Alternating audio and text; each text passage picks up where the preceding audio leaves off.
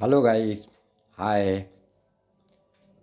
आइए, आज मैं पढ़ाऊंगा प्रायिकता चैप्टर 14.1 प्रश्नावली है और अध्याय है 14। आज प्रायिकता चैप्टर पढ़ाऊंगा। आज प्रायिकता चैप्टर पढ़ाऊंगा तो उसमें कुछ महत्वपूर्ण सूत्र होंगे। वो सारे सूत्र मैंने लिख दिए हैं और नियम भी मैंने लिख दिया है। और उसमें कुछ सवाल ऐसे होंगे। परिघटना जब होती है, घटना घटित कोई होती है तो उस घटना पर आधारित कोई सवाल होता है। और मैं नुमानी इंटर कॉलेज का अध्यापक हूँ मैथमेटिक्स का, और यूट्यूब पे वीडियो मैथमेटिक्स की लोड करता हूँ। आप लोग वीडियो देखिए और पसंद आए तो सब्सक्राइब कीजिए चैनल को और शेयर कीजिए। हमारे चैनल को सब्सक्राइब कीजिए, शेयर कीजिए और लाइक कीजिए। Thank you so much. अब आइए वीडियो की तरफ चलते हैं। आइए अध्याय 14 प्रायिकता प्रोबेबिलिटी कक्षा 10। जब कोई पहला है कुछ महत्वपूर्ण और सूत्र है और परिभाषा है, उसको भी लिख दिया हूँ। घटना ई की सैद्धांतिक प्रायिकता पी को निम्नलिखित रूप में परिभाषित किया जाता है। पी बराबर होता है ई के अनुकूल परिणामों की संख्या बटा प्रयोग के सभी संभावित परिणामों की संख्या। अब दूसरी है कि दूसरा वो है परिभाषा है कि एक असंभव घटना की प्रायिकता 0 होती है। ये असंभव कोई घटना हो तो उसकी प्रायिकता क्या होती है? 0 होती है। परिघटना 0 होती है। तो तीसरा है एक निश्चित या निर्धारित घटना की प्रायिकता 1 होती है। चौथा है घटना ई की प्रायिकता एक ऐसी संख्या पी है कि जीरो छोटा है पी से, पी छोटा है 1 से। तो ये जो है एक निश्चित परिणाम की परिघटना होती है जिसमें पी। अब ये पांचवा है किसी भी घटना ई के लिए पी प्लस पी ई पर बार बराबर 1 होता है। दोनों का योग करेंगे तो वो 1 होगा। पी और पी पर बार का योग जो है 1 होता है। जहाँ ई घटना होती है और ई पर बार नहीं को व्यक्त करता है, मतलब कोई घटना नहीं को व्यक्त करता है, तथा ई और ई डैश पूरक घटनाएं कहलाती हैं। ये जो घटना होती है ये पूरक घटनाएं कहलाती हैं। ये जो घटना होती है ये पूरक घटनाएं कहलाती हैं। अब आइए प्रश्नावली है 14.1 भाग 1। ऐसा है कि मैं उसको नहीं लिखा हूँ, प्रश्न नहीं लिखा हूँ, उसका आंसर हल दे दिया हूँ इकट्ठा। प्रश्न किताब से पढ़ के हल लिख दिया हूँ उसका।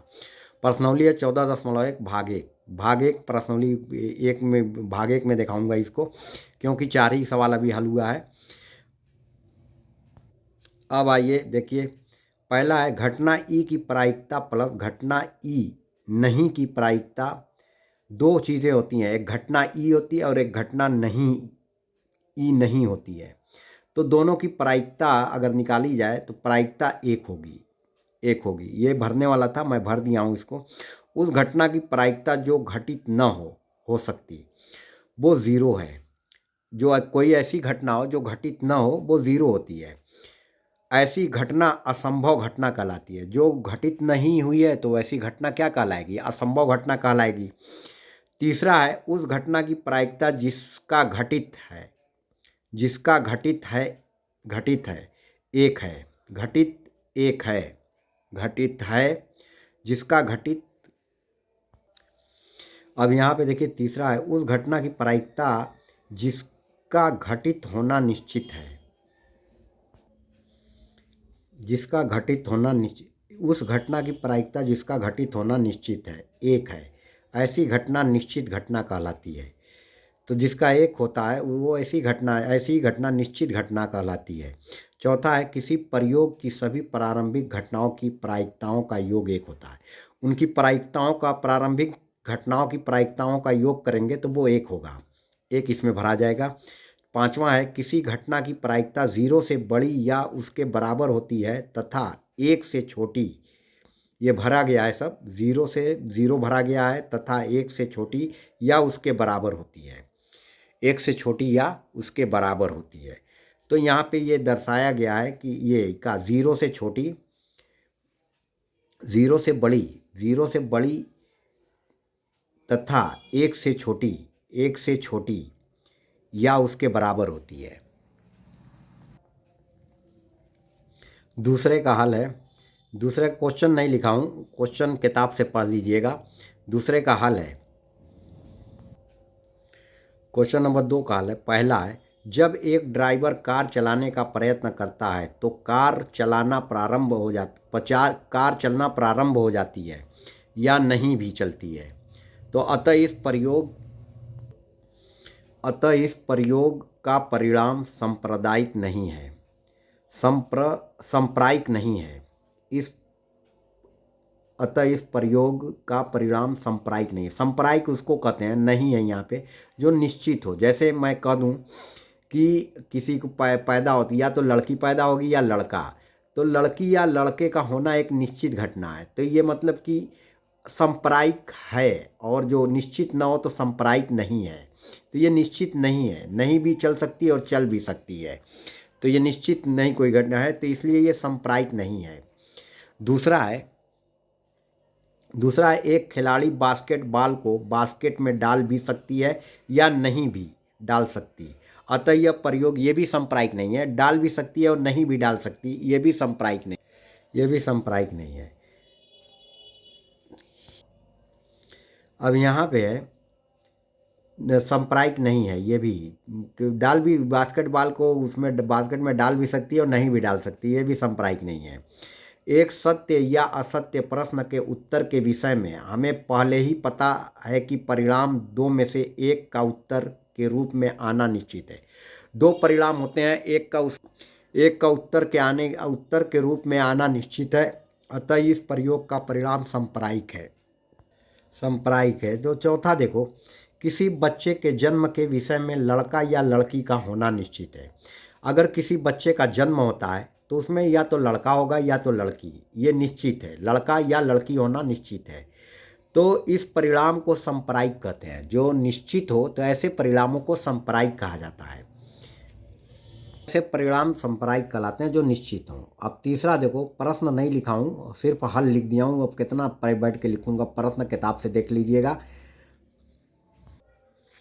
तीसरा क्वेश्चन है, सिक्का के बारे में पूछ रहा है, उसको उछाला जाता है तो दो चीज संभावना होती है, या तो वो जीत आएगा या पट आएगा। तो वही है, किताब में क्वेश्चन है, जब एक, क्वेश्चन तो नहीं लिखा हूँ, हल उसका लिख दिया हूँ। जब एक सिक्के को उछाला जाता है तो यह दोनों में से केवल एक संभावित दशा में धरती पर गिरेगा, चित या पट। प्रत्येक दशा में परिणाम चित या पट के संभावित हैं, अर्थात परिणाम चित या पट सांप्रायिक है। दो में से कोई एक आएगा, परिणाम जो है दो में से कोई एक आएगा, या तो चित आएगा या पट आएगा। तो लिख दिए, नीचे लिख दिया हूँ, अतः सिक्का उछालना एक न्याय संगत विधि मानी जाती है। सिक्का उछालना जो है एक न्याय करना होता है। जैसे खेल में सिक्का उछाला जाता है तो हेड या टेल आने की संभावना, कोई हेड करता है, तो वही न्याय संगत विधि मानी जाती है। चौथा,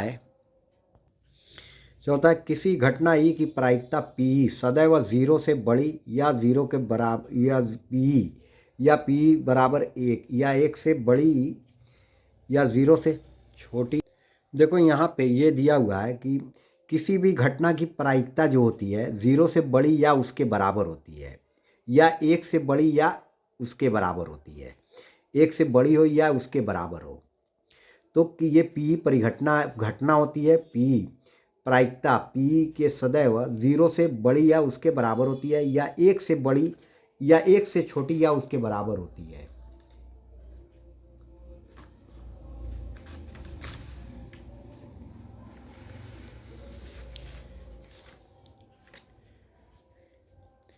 या एक से छोटी या उसके बराबर होती है। देखो, एक से छोटी या उसके बराबर करें हम। तो सवाल ए में है, सवाल है इसमें 2/3, 2/3 अर्थात करा है जीरो से बड़ी 2/3 और 2/1 से छोटी 2/3। तो ये जो है, तो अर्थात 2/3 किसी घटना की प्रायिकता हो सकती है, किसी भी घटना की प्रायिकता हो। अब ये है, देखो, जीरो जीरो से बड़ी, जीरो जीरो से छोटा है -1.5, 0 बड़ा है -1.5, तो अर्थात -1.5 शून्य से छोटा है, 0 से छोटा है, शून्य से छोटा है। यह किसी घटना की प्रायिकता नहीं हो सकती। 0 से छोटा है तो किसी घटना की प्रायिकता नहीं हो सकती। अब सी देखो, चूंकि 0 से बड़ा 15% है और 1 से छोटा जो है 15% है, 1 से छोटा जो है 15% है, तो ये 0 से बड़ा है तो ये 15% किसी घटना की प्रायिकता हो सकती है। किसी भी घटना की प्रायिकता डी है, 0 से छोटा 0.7 से बड़ा, 1 से छोटा जो है 0.7 है और 0 से बड़ा 0.7 है। तो यह बड़ा और छोटा, बड़ा है और 1 से छोटा है, तो ये हो सकता है कि यह किसी भी घटना की प्रायिकता ये भी हो सकती है। ये किसी घटना, इसलिए यह किसी घटना की प्रायिकता हो सकती है जो 0 से छोटा रहे। इसको यहाँ पे मैं सूत्र में बता दिया था, यहाँ पे ये चीज़ मैंने बता दी थी, यहाँ पे अंडरलाइन कर दे रहा हूँ।